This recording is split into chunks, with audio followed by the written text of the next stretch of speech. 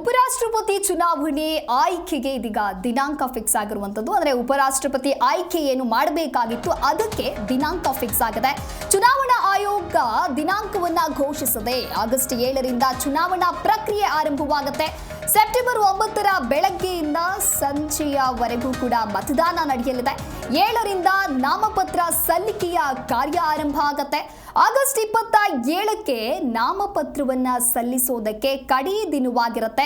ನಾಮಪತ್ರ ಹಿಂಪಡೆಯಲು ಆಗಸ್ಟ್ 25 ಅಂತ ಹೇಳಿ ನಿಗದಿ ಮಾಡಲಾಗಿದೆ. ಜಗದೀಪ್ ಧನ್ಕರ್ ರಾಜೀನಾಮೆಯಿಂದ ತೆರವಾಗಿದ್ದಂತಹ ಉಪರಾಷ್ಟ್ರಪತಿ ಆಯ್ಕೆಗೆ ಇದೀಗ ಚುನಾವಣೆಯ ದಿನಾಂಕವನ್ನ ಫಿಕ್ಸ್ ಮಾಡಲಾಗಿರುವಂತದ್ದು. ಅಂದ್ರೆ ಉಪರಾಷ್ಟ್ರಪತಿ ಸ್ಥಾನಕ್ಕೆ ಚುನಾವಣೆಯ ದಿನಾಂಕ ಇದು. ಸೆಪ್ಟೆಂಬರ್ 9ರಂದು ಉಪರಾಷ್ಟ್ರಪತಿ ಸ್ಥಾನಕ್ಕೆ ಎಲೆಕ್ಷನ್ ನಡೆಯಲಿದೆ. ಉಪರಾಷ್ಟ್ರಪತಿ ಸ್ಥಾನಕ್ಕೆ ರಾಜೀನಾಮೆಯನ್ನ ನೀಡಿದ್ರು ಜಗದೀಪ್ ಧನ್ಕರ್.